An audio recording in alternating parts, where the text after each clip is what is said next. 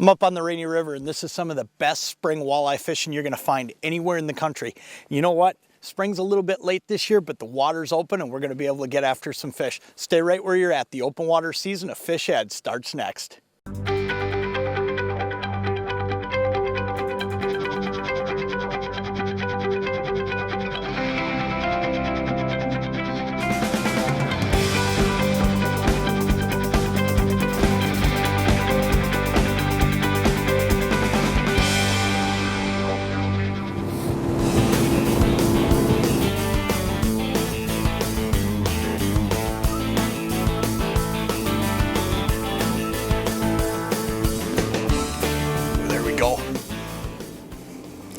Feels like a pretty good one to start.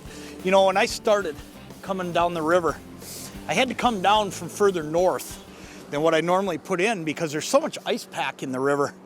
So I started up higher, and as I came down, what I'm looking for is I'm looking for spots where there may be some current. Because you know what?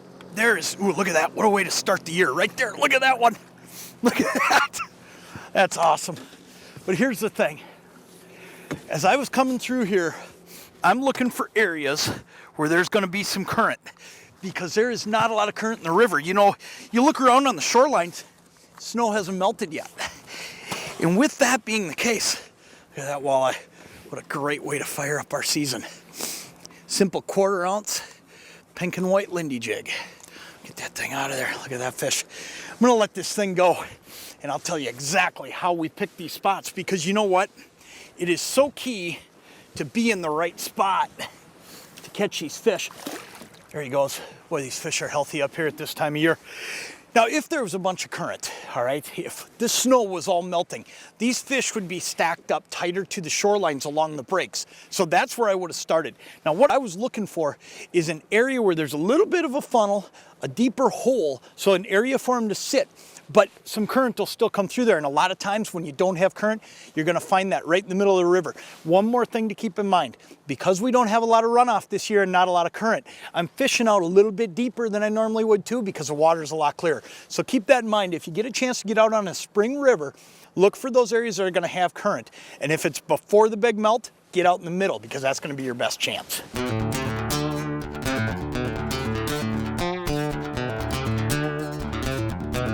There's one. Got him. Oh yeah. All I did here to get this fish to bite is I slowed down a little bit. When I say slowed down, I didn't slow the boat down. I kept moving about the same. And this, boy, this is another dandy. I kept moving about the same, but instead of just jigging under the boat here, what I did is I started flipping out to the side, okay? And then working it back. And a lot of times, especially at this time of year, when we're dealing with these cold water temps, oh yeah, that's another great one, look at that.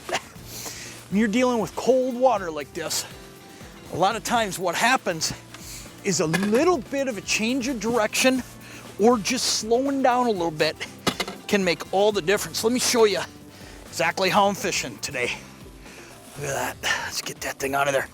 This is as simple as it gets right here. This is a 1/4 ounce Lindy jig. Pink seems to be a pretty hot color so far today, and I'm gonna show you this fish, and then we're gonna get it back in the water. And then I wanna show you the rest of the setup because it makes a huge difference in this clear water.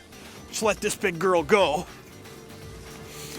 Here we go. Let's get her out of here. There she goes. Boy, they're so spunky and lively in this cold water, but the big thing about what I'm doing is I'm fishing clear water. So I'm using a super line and it's allowing me to feel every bite. But then I also tie on a no snag swivel and a section of fluorocarbon line. Now this is a silver thread 6-pound fluorocarbon. The neat thing about this is those fish in this clear water, they can't see it. Now if you tie directly to that super line, you can get by with that in dirty water, but I'll tell you what, when the water's clear like this, it can really hurt you. So make sure you tie that section on there. Now you don't have to go with a real heavy line either because we're fishing situations here in the river where we're fishing deep in the basin. So that 6 pound is gonna be fine. There's not a lot of snags out here. And then I'm fishing a big rainbow chub, and that seems to be making a difference too. Now keep this in mind, when these fish come rushing up this river, they may be here to spawn, but let me tell you what they do before they spawn. They eat like crazy. So that's when you wanna have a big bait like what we're fishing today. And they don't seem to be real interested in small minnows. Every time I've tried a small minnow, I spend a lot of time just soaking that thing. But as soon as I've gone to a big rainbow, start catching them. I'm gonna get back in there and get another one.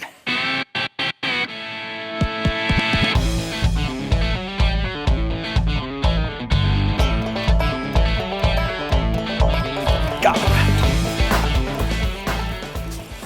Same thing, just flipping off to the side, just that little bit. And you know, the other thing that might have something to do with it, I was talking earlier about this clear water. And you know, now that I've kind of gotten out away from the boat a little bit, I'll tell you what, it just seems like it's gotten a little bit easier. So I would say it's probably a combination of changing the speeds, changing of the cadence, because you're coming in a little bit differently. There's no doubt that it's coming differently back toward the boat. And then also just the plain and simple fact that maybe that boat being over the top of them was just a little bit spooky for them. And that's another fun walleye to catch. But you know, there is another trick that I want to show you, because it's a trick that normally I use when I'm hooking up a rainbow chub. It's a dynamite eye right there. We'll let this guy go. And then you know what? I'm going to show you something, because it's going to make a big difference for you when you're fishing minnows. Let's get this guy back in the water. You know, I was talking about fishing big chubs before, and we're fishing a big chub. But here's where the difference is. A lot of times, most people hook these chubs, they come right up from underneath and they pin their mouth shut. But here's the thing, I'm working so slow today that I want that chub to be able to swim. And if you pin his mouth shut, he's gonna die a lot sooner. So what I do is I go in his mouth, and you can see what I do here. I just go right in there, and then I come back up like that. And you can see, I mean, he's alive, he's gonna stay alive, and he can take water in and out, and his gills still work. It makes a huge difference when you're rigging, but it makes a huge difference when you're jigging slow too. So remember that. It'll keep your bait livelier, longer, and that'll catch more fish.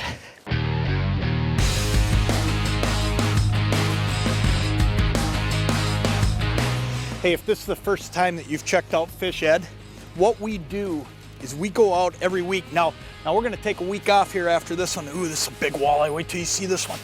We're gonna take a week off though. We'll be back in 2 weeks, and we'll be out every single week looking for a great bite somewhere across the Midwest, and it'll be a bite that you can go do yourself. Sometimes it'll be that right there. Sometimes it'll just be a whole mess of eaters, but check back each week for Fish Ed throughout the summer. I think you'll really enjoy it. Look at that big walleye right there. Wow. That thing is just a monster. We're gonna get this thing back in the water right away, but that's all 8 to 9 pounds. That's just a beautiful fish.